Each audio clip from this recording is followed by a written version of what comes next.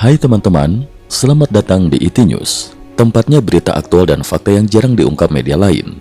Yuk dukung kami dengan cara subscribe, like, komen, dan share, supaya lebih banyak orang tahu apa yang sebenarnya terjadi.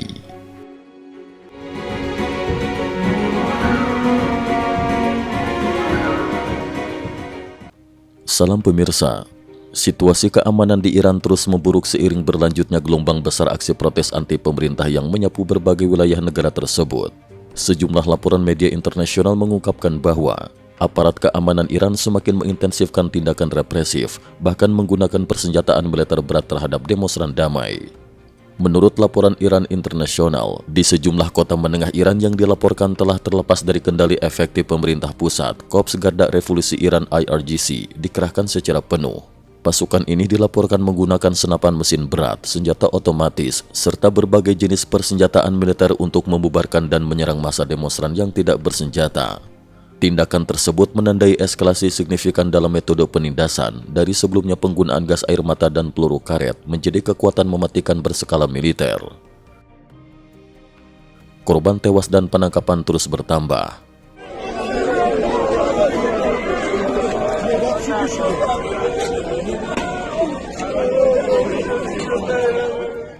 Berdasarkan laporan Associated Press, sedikitnya 538 orang telah tewas dalam aksi protes di berbagai wilayah Iran. Dari jumlah tersebut, 490 korban merupakan demonstran, sementara 48 lainnya adalah personal keamanan.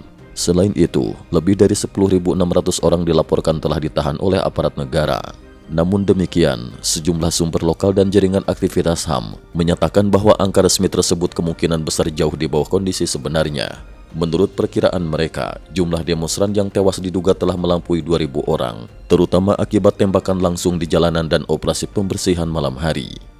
Di tengah eskalasi kekerasan tersebut, dua pejabat Amerika Serikat mengungkapkan kepada CNN bahwa Presiden Donald Trump tengah mengevaluasi berbagai opsi strategis terkait Iran. Opsi-opsi tersebut meliputi serangan cyber terhadap infrastruktur rezim Iran, pengetatan sanksi ekonomi, dukungan daring dan teknologi bagi demonstran, hingga kemungkinan intervensi militer langsung.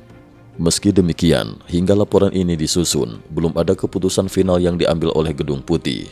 Sementara itu, Fox News mengutip pejabat Amerika Serikat melaporkan bahwa pemerintah Iran telah meminta bantuan kelompok bersenjata Irak, termasuk Kataib Hizbullah, untuk membantu menekan dan mengendalikan gelombang protes yang semakin meluas. Langkah ini dipandang sebagai indikasi bahwa kapasitas aparat keamanan domestik Iran mulai tertekan, sehingga rezim berupaya mengandalkan jaringan milisi regional yang selama ini berada dalam orbit pengaruh Teheran. Pada 10 Januari, The Wall Street Journal melaporkan bahwa militer reguler Iran merilis sebuah pernyataan resmi. Militer menyatakan akan melindungi kepentingan nasional, menjaga infrastruktur strategis, mengamankan properti publik. Pernyataan itu juga menuding Israel dan kelompok musuh sebagai pihak yang berupaya mengacaukan keamanan publik Iran. Namun sejumlah analis menilai pernyataan tersebut bersifat sangat umum dan defensif, serta tidak secara eksplisit menyebutkan keterlibatan langsung militer reguler dalam penindasan terhadap demonstran. Hal ini memicu spekulasi bahwa terdapat retakan atau perdebatan sikap internal antara militer reguler dan Korps Garda Revolusi. Laporan eksekusi perwira IRGC dan dugaan pelarian elit agama. Kabar terbaru yang beredar menyebutkan bahwa Kolonel Mehdi Rasimi, seorang perwira yang bertanggung jawab memimpin pasukan Garda Revolusi di wilayah tertentu, diduga telah dieksekusi oleh demonstran anti pemerintah. Hingga kini, informasi tersebut belum dapat diverifikasi secara independen.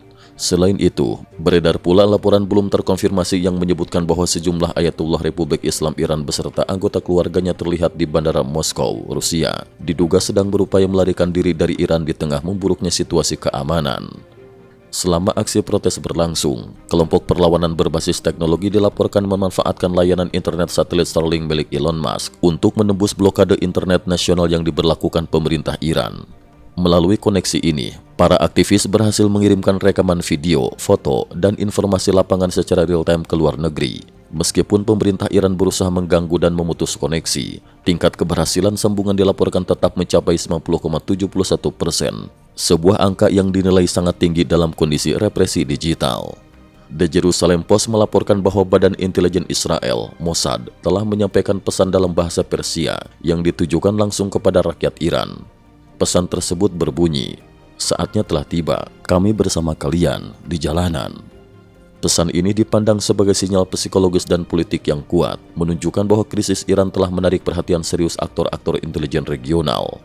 Media Amerika Serikat juga melaporkan bahwa Presiden Trump telah menerima sejumlah pengharapan informal terkait kemungkinan intervensi militer terhadap Iran dan dijadwalkan mengikuti pengarahan resmi pada hari Selasa.